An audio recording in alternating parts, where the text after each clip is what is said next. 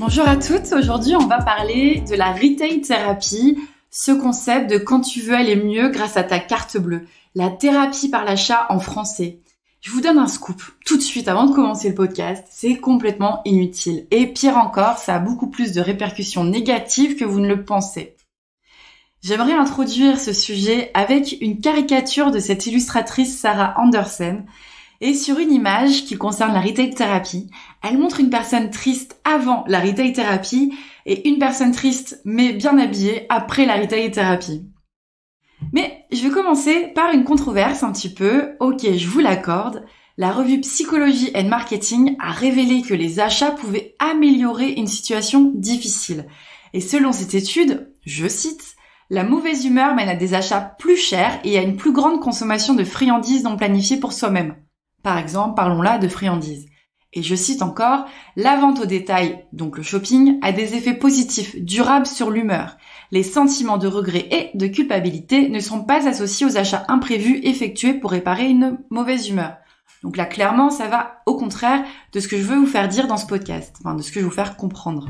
Mais comment ils savent ça ? En fait, ils ont simplement posé cette question aux interrogés. Regrettez-vous d'avoir dépensé de l'argent lorsque vous étiez contrarié ? Et la majorité de ces personnes ont répondu non. Clairement, c'est pas super objectif, ça n'a pas été vraiment creusé. Moi, je peux quand même émettre des doutes. Cette étude a été hyper controversée, évidemment.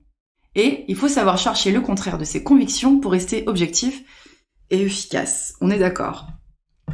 J'aimerais ajouter une chose. C'est que oui, sur les médias, ça fait du bien. Et encore, si c'est fait de temps en temps, si tu te fais des petits plaisirs de temps en temps, et non de façon incontrôlable et régulière. C'est parti, entrons dans le vif du sujet. Pourquoi consommons-nous plus facilement quand nous sommes contrariés ? Ça, c'est une histoire de plaisir immédiat. Je te la fais courte.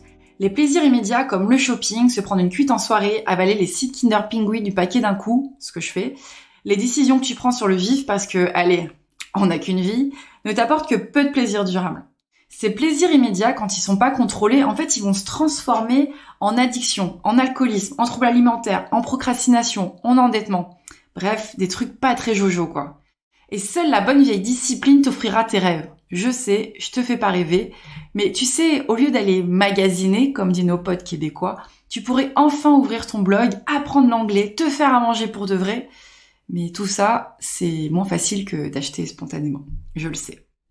Si tu l'ignores, ton cerveau, c'est un gros feignant. Quand il s'agit de nouveautés, il déteste le changement. Alors si tu lui donnes le choix d'aller acheter un énième haut chez Zara, prendre un chemin que tu connais par cœur, la boutique que tu connais par cœur, ou te préparer pour aller à un cours de yoga avec des gens que tu connais pas, il va vite faire le choix en fait. Il va vite faire le choix du plaisir immédiat et d'aller t'acheter ce haut chez Zara. Je sais, c'est pas juste.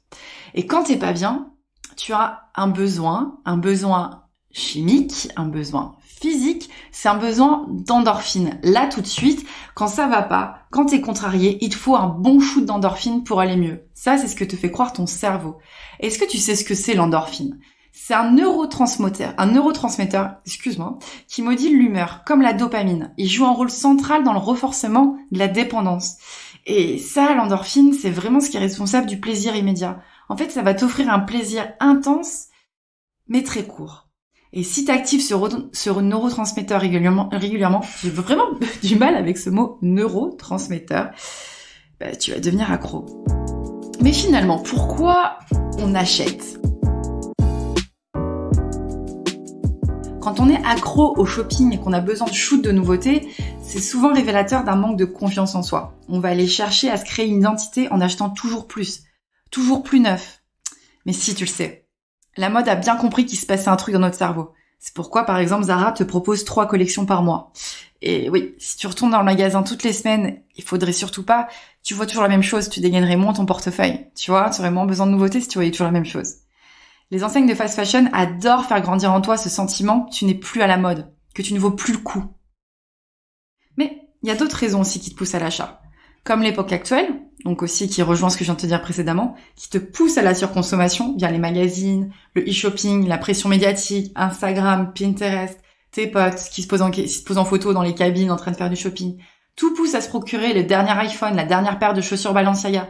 si t'es vraiment une grosse modeuse. Et aussi, une dépression masquée peut aussi augmenter l'envie de se consoler avec un achat. Je te redonne un petit peu, si tu les as oubliés ou si tu les connais pas, les 3 étapes de l'achat compulsif.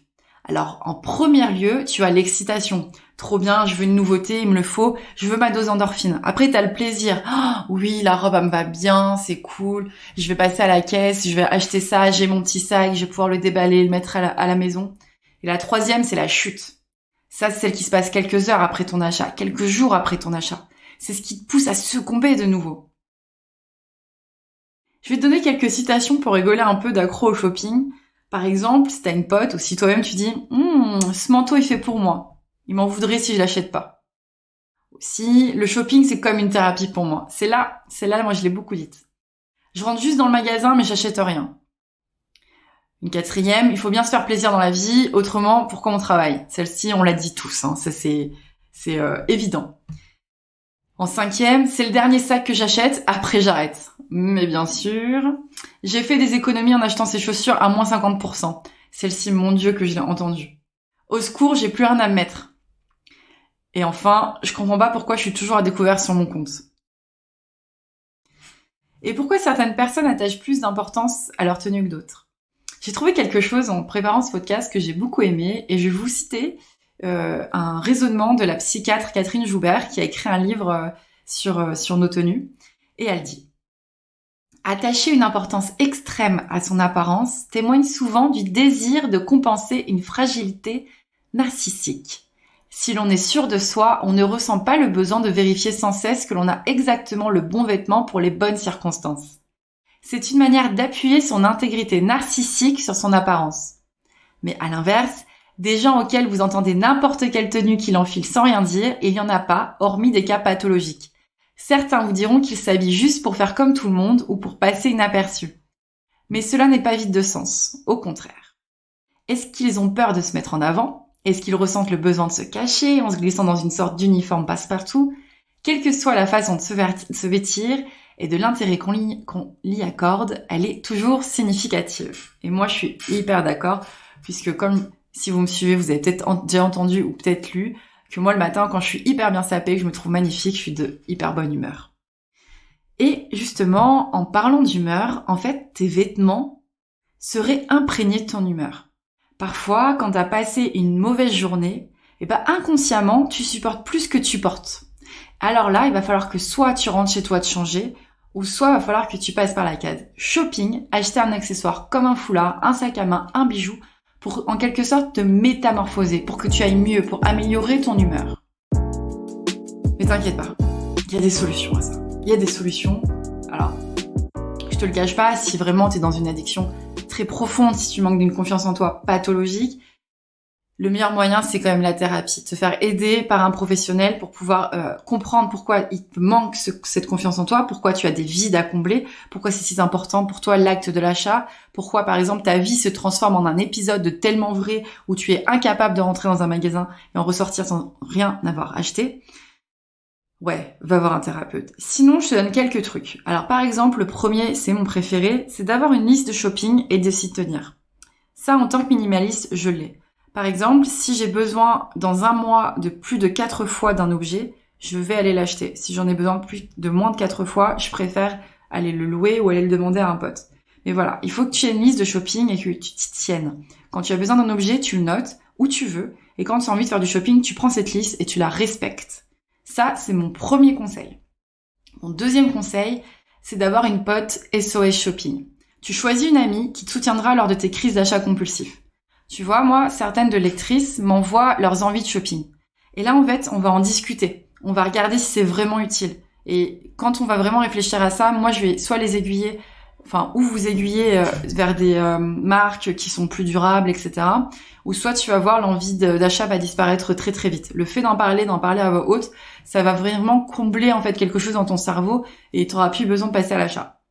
Le troisième point, c'est le point un petit peu plus compliqué, le plus complexe, mais là ça va attaquer le problème de fond, c'est d'avoir une garde-robe qui te correspond, pour éviter l'effet « j'ai rien à mettre ».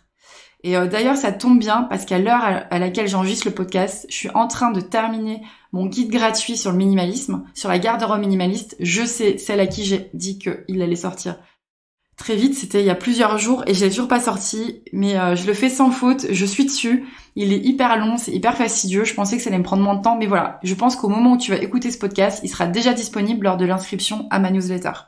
Donc tu recevras le guide de la garde-robe minimaliste et élégante lorsque tu t'inscriras à ma newsletter. Et enfin, et ça c'est un conseil pour n'importe quelle situation et pas que pour le shopping quand ça va pas, c'est d'avoir ton propre masque à oxygène. Et ça, c'est mon chéri qui me l'a appris. En fait, chez toi, tu dois pouvoir avoir des activités et un endroit qui te font du bien quand ça va pas. Par exemple, une vidéo YouTube, tu vas te mettre, tu sais que ça va te faire du bien. Une certaine boisson, tu sais que ça va te faire du bien. En fait, dans ton cerveau, ça va venir débloquer quelque chose qui te fait du bien et qui te fait sécréter de la dopamine. La dopamine, contrairement à l'endorphine, c'est quelque chose qui va c'est un neurotransmetteur, une hormone qui va te faire du bien sur la durée et pas sur le coup. Donc, par exemple, pour le sport, ça va te faire sécréter de la dopamine. Et ça, c'est super important. Il te faut, par exemple, un petit espace dans ta chambre pour te réfugier avec une table, une chaise, pour lire, un endroit que t'aimes bien, un cocon, là où tu vas boire ton thé, par exemple. Voilà, quelque chose, un safe space, vraiment un masque à oxygène. Quand ça va pas, tu sais que quand tu vas faire ça, tu vas faire ces rituels, ça va aller vraiment mieux. Alors voilà pour ce podcast sur la retail thérapie, quand tu veux aller mieux grâce à ta carte bleue. Je sais qu'il y a encore beaucoup de choses à parler sur ce sujet parce qu'on va parler d'addiction, on va parler de confiance en soi. Et ce sont des sujets que je vais développer dans d'autres podcasts. En tout cas, c'est une super introduction pour pouvoir voir comment ça se fait qu'on a réussi, qu'aujourd'hui, on achète et on surachète simplement parce qu'on est des acheteurs et plus des producteurs. En fait, on subit la consommation, on subit les marques. On n'est plus acteur de notre vie. On fait en sorte que ce soit les marques qui nous disent quoi faire, que ce soit le marketing qui nous dise quoi acheter. Alors que non. En fait, toi, tu dois contrôler ce que tu dois acheter. Tu dois savoir pourquoi tu vas acheter. Tu dois savoir si cette robe, c'est le marketing qui te dit de le prendre. C'est un magasin qui dit, ah tiens, dans le merch, elle était mise en avant, ou si t'en avais vraiment besoin. Et moi, cette différence maintenant entre producteur et consommateur, je fais hyper attention. Je veux être une productrice dans ma vie. Je veux plus être une suiveuse. Je veux plus être une personne qui subit les choses. Tu vois ce que je veux dire ?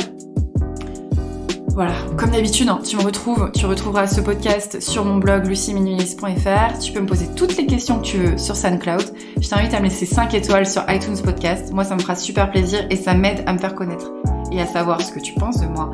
Laisse-moi des commentaires sur SoundCloud directement sur mon blog et je suis disponible comme d'habitude par mail à hello@lucyminimaliste.fr. Je te dis à très très vite, ça m'a fait super plaisir de partager ça avec toi aujourd'hui. Ciao!